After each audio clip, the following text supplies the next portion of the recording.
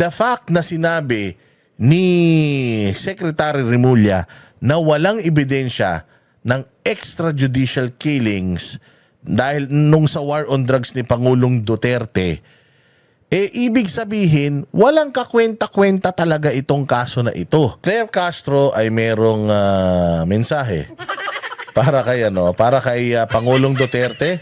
Sa kanyang kalagayan ngayon, ito ang kanyang mensahe. Sana'y magustuhan nyo. Umaga po, Yusek. Ma'am, si Mrs. Zimmerman mentioned na butot balat na daw si former President Rodrigo Duterte. Do you think this is a cause of concern considering that the investigation about the alleged human rights violations still ongoing? Ayan. So, ang ganda naman ng tanong. Sa tingin nyo ba, dapat kang maging concerned dahil pumapayat siya? Dapat ka bang maging concerned? Ako, pag tinanong mo ako noon, yun talaga. Dapat talaga ako nalungkot talaga and considering lahat ng mga ginawa niya sa bayang Pilipinas, the things that, yung mga sinakripisyo niya para sa bayang Pilipinas, he deserved better. Hindi ba? He deserved better. Ako, bilang isang gobyerno, citizen ko yan, ang dapat kong gawin is to contact ICC and ask them, according to reports, our former president is getting thinner and thinner. Can you give us an assurance that he's fine, that he's well taken care of, that he's eating? Are you forcing him to eat? Kasi kailangan nyo siyang puwersahin na kumain because kung hindi kakain yung tao, walang nutrients sa edad niya, baka madisgrasya yan, di ba? Ikaw bilang isang Pilipino, bilang isang gobyerno, gusto mo as much as possible, yung iyong kababayan sa ibang bansa, dapat nasa maayos na kalagayan. Are we asking too much from the government? Siguro, konting humanity lang. Huwag niyong sabihin na, nangihingi kayo ng humanity, kaya nga siya nandiyan dyan dahil sa crime against humanity. You have to understand that PRD is innocent until proven guilty. The fact na sinabi ni Secretary Remulla na walang ebidensya ng extrajudicial killings dahil nung sa war on drugs ni Pangulong Duterte, ibig sabihin, walang kakwenta-kwenta talaga itong kaso na ito. That being said, dapat ikaw bilang isang gobyerno, alam mo na meron kang isang kababayan na medyo nagdedelikado. Hindi lang to basta normal na Pilipino. Isa itong dating presidente.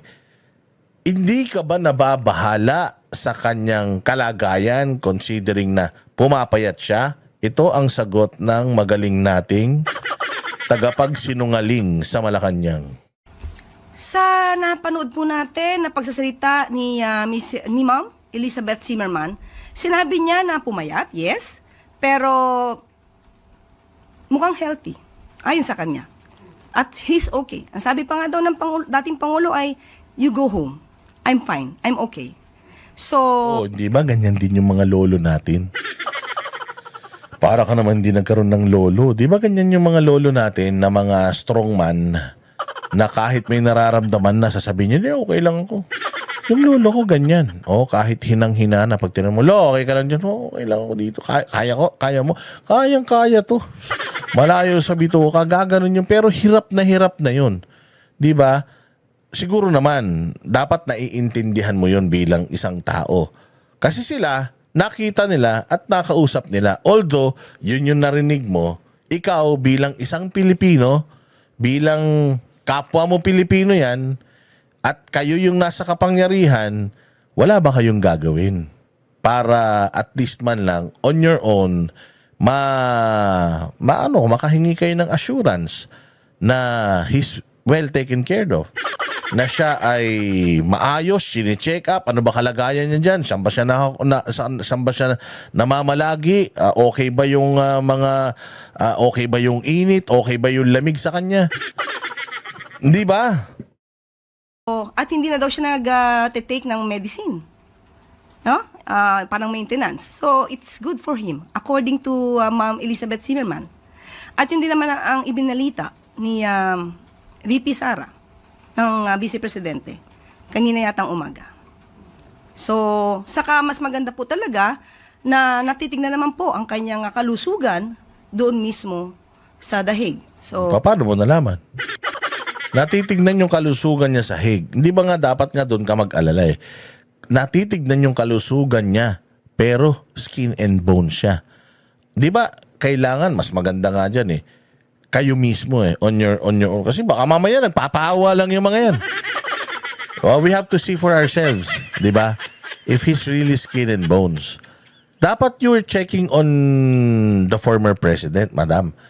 Bilang siya'y Pilipino, bilang siya'y maayos na Pilipino at wala namang kaso sa Pilipinas, hindi ba dapat kayo on your own chine-check nyo yung kanyang kalagayan doon? Although alam naman natin hindi nyo gagawin niya kasi gusto nyo nga mamatay na yan eh. Para mawala na yung tinik ninyo. Akala nyo nga pag pinatapon nyo yan dyan, akala nyo nakaluwag-luwag kayo eh. Mas lalo pa nga kayong napunta sa alanganin dahil dyan eh. Pero bilang isang matinong tao, siguro mas maganda, 'di ba, na mag-alala ka sa kababayan mo. Sa bagay, kung diyan nga sa presidente, wala silang pag-aalala lalo pa kaya yung mga kababayan natin na naiipit diyan sa digmaan ng Iran at Israel. Ganyan sila ka walang pakialam sa mga citizens nila na nasa ibang bansa. Oo, lalong-lalo na dito kay Pangulong Duterte na yung pinatapon sa ibang bansa. Wala siyang maling sinasabi dito. Pero itong ganitong salita, usually kung ikaw ay normal na tao, yan, maganda yung sinasabi niya. Pero kung ikaw ay nasa kapangyarihan, at least man lang, bigyan mo ng assurance yung mga Pilipino na itong dating presidente natin, kayo din naman na nagpatapon dyan, dapat sinisigurado nyo na okay ba talaga yung kalagayan niya dyan. so hindi naman po pababayaan ang Pangulo, ang dating Pangulo doon. So you don't see this as a cause of concern Diba? Yun ang tanong eh. You don't see this as a cause of concern? given the situation? Sa ngayon po, dahil mismo ang pamilya niya nagsabi na okay po ang Pangulo, So it's Oh, di ba? It's a no. Even the reporter is saying, so you don't see this as a cause of concern? So ibig sabihin talaga, this government is really insensitive. Kung wala silang pakialam sa dating presidente, sa kalagayan ng dating presidente, ikaw pa kaya? Ikaw pa kaya? Sino ka ba? Normal na Pilipino ka lang, di ka pa nagbabayad ng income tax. Oo, value added tax lang yung ambag mo sa bayang Pilipinas. Sino ka ba? Ganyan nila itrato ang isang Pilipino. So, kaya dapat wala na tayong asahan sa administrasyon na to. In terms of Pangulong Duterte, dapat wala na talaga tayong asahan dito kay Claire Castro dahil wala siyang pakialam sa isang 80 years old na nasa isang malamig na bansa na nangangayayat ng sobra, hindi sila concerned. Tinanong siya, so hindi ba to parang hindi ba concerning para sa iyo itong binalita nung pamilya? O sa kanya hindi. Baka nga sabi ko sa inyo, baka mas gusto nga nila mamatay pa yan. Baka gusto nila mawala na yan si Pangulong Duterte kasi akala talaga nila if that happens, wala na. Maano na ang Pilipinas. Malulubog na ang Pilipinas. At ito pa, ang isa niyang concern. Ito pa yung kanyang isang concern, si Kaufman daw ay dapat mag-focus with the fees. So, kanina, ang concern niya, mas okay daw si Pangulo. Mas marunong pa siya. Mas okay daw si Pangulo doon kasi natitingnan. So, lumabas na rin sa bibig niya na mas gusto niya nandoon si Pangulong Duterte sa ibang bansa. Dito naman, pinakikialaman naman niya yung sahod ni Kaufman na sinasabi niya na dapat daw ganito. So, pinangungunahan niya na nga yung pamilya ng mga Duterte patungkol sa kalagayan ni Duterte. Ito naman, pinangungunahan niya pati abogado na si Kaufman. By the way, ma'am, ito po si Kaufman, matinong abogado to. Ito po si Kaufman, maayos na abogado to, hindi katulad mo. Isa kang abogado na walang silbi. Kanina nga napag-usapan namin, magkano kaya sweldo nito? Mga 150, 160, 200,000. 200,000, pumayag ka na magmukha kang tanga, magmukha kang aso, na yung prinsipyo mo, lunukin mo, yung suka mo, kainin mo, para lang sa pera na 200,000 o para sa posisyon. Oo. Aanhin mo naman yung posisyon. Di ba? Aanhin mo naman yung narating mo. Halimbawa, pangarap mo talagang maging PCO, aanhin mo naman na narating mo yan. Pero hindi mo naman ginampanan ng maayos yung trabaho mo dyan. Ang ginawa mo lang dyan, maging palamuti. Ang ginawa mo lang dyan, maging attack dog ng pamahalaan. So, wala rin. Di ba? Kahit ma-promote ka dyan o mas mataas pa na posisyon, kung nakuha mo yun sa kasamaan, sa pagsisinungaling, sa kabulastugan, walang kwenta yun. Kumbaga, corona, hindi yun gintong corona, kundi barbed wire yan, te. Walang glory. Walang glory at achievement sa achievement mo. Oo. So ito, mayroon siyang tugon kay Kaufman. Pakinggan po natin ang kanyang matalinong tugon. Fees he has allegedly been demanding from his client, former President Rodrigo Duterte. He should do better than that. He should Wow. He should do better than that. Gago. If there's someone here who should do better, ikaw yun. You should do better as a spokesperson. Huwag mong pakialaman yung affairs na none of your business. Besides, itong affairs ng kaso sa ICC is actually none of your business. You are there to speak for the president. Dapat yung binibigkas ng bibig mo is kung ano yung eksaktong sinasabi ng presidente. Hindi yung opinion mo. Dahil hindi naman ikaw ang presidente ng Pilipinas. Bakit ba nagre-request si Kaufman ng report ng Senate? Bakit ba niya nire-request yun? Nire-request niya ba yun para ma-dismiss yung kaso ni Pangulong Duterte? Hindi ba hindi niya naiintindihan eh. The reason why Kaufman is requesting for kaya nga hinaantay niya yung sa website daw ng Senado, yung committee report ni Amy Marcos na ang tagal-tagal wala pa. Ang tagal-tagal wala pa. Inaantay nga niya yun eh para he can present it sa ICC. Kasi nga hindi lang naman yung kaso, yung pinag-uusapan nila dito, hindi pa nagsisimula yung kaso. Ang pinag-uusapan dito pa lang is yung tama ba yung proseso ng pag-aresto sa kanya.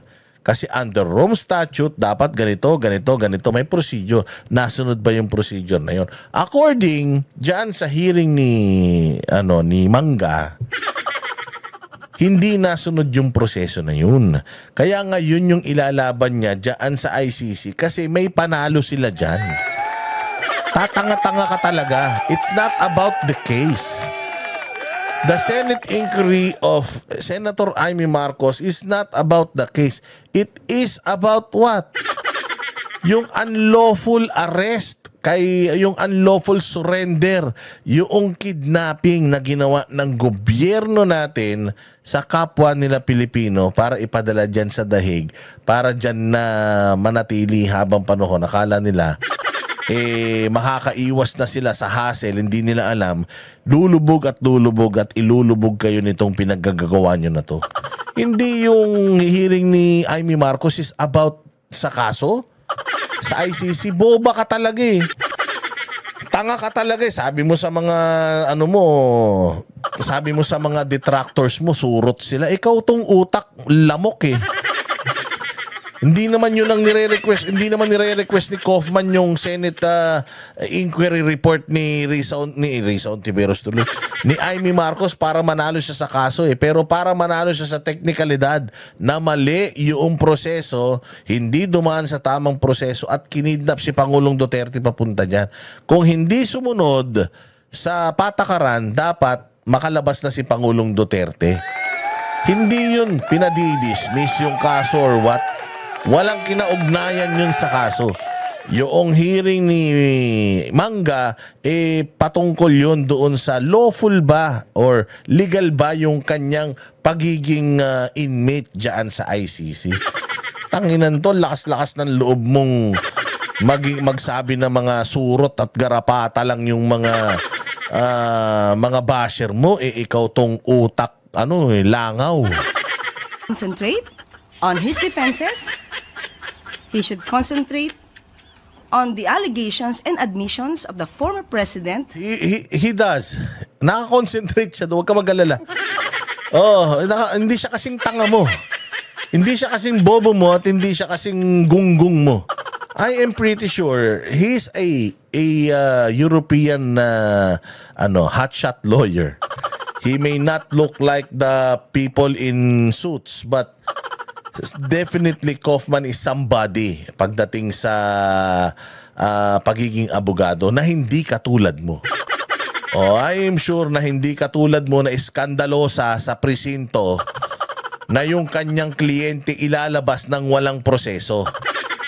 Na sinampahan ng kaso dahil sa pagiging palengkera sa presinto at nagwawala kasama pa yung asawa.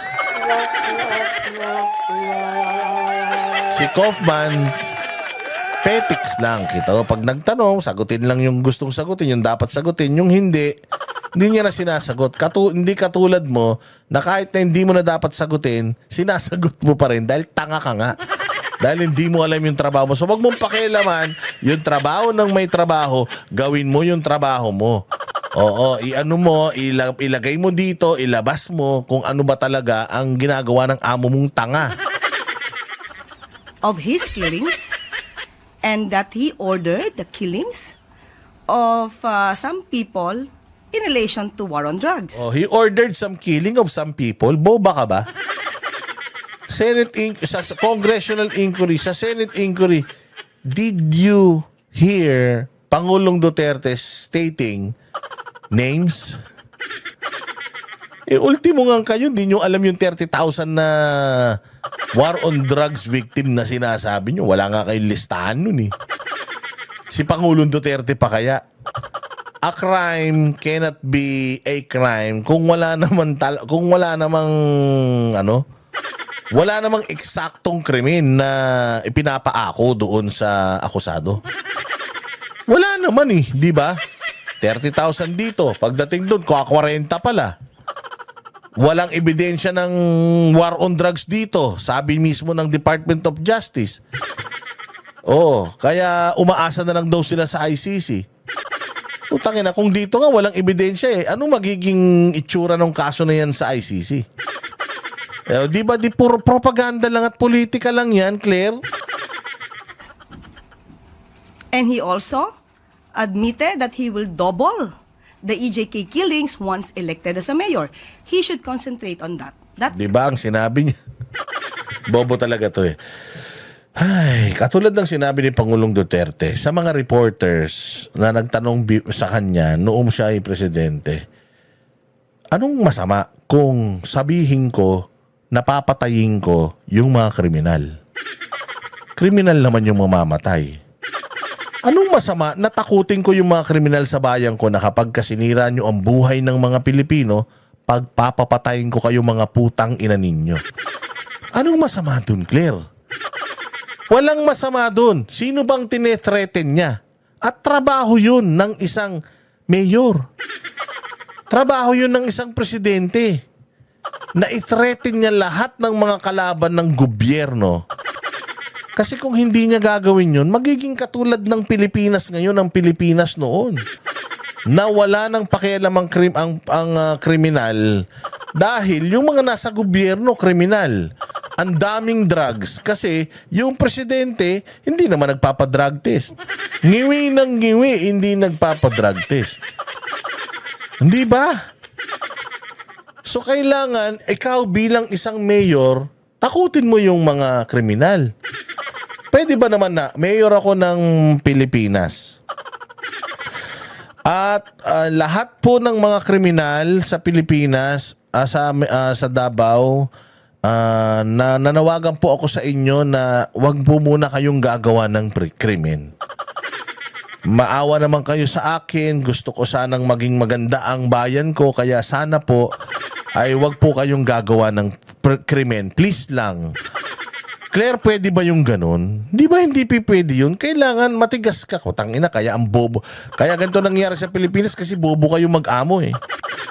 Kailangan mong takutin lahat ng kurakot. Putangin na nyo, pupugutan ko kayo ng ulo. Kayong mga kriminal kayo, putangin na nyo, ililibing ko kayo ng buhay. Kasi di ba ganyan tayo sa pelikula? Di ba ganyan umasta sila FPJ sa politika? Puno na ang salup. Di ba? Tumakbo ka na hanggang may simento. Di ba ganyan sa pelikula? Kasi nga, kailangan mo, yung kalaban mo, ikaw bilang isang halal ng bayan, ang poproteksyonan mo, mas maraming tao. At yung mga gustong manakit, gustong magnakaw, mangrape, doon sa titinong mga constituents mo, anong gagawin mo? Makikiusap ka sa kanila. Mga kriminal nga yung mga punyeta na yan. At yun nga mga kababayan, anong masasabi niyo sa balitang ito? Maaring ihayag ang inyong opinyon at kuro-kuro sa comment section sa ibaba. Huwag din kalimutang mag-like, mag-subscribe at mag-share sa bidyong ito. Maraming salamat sa panonood.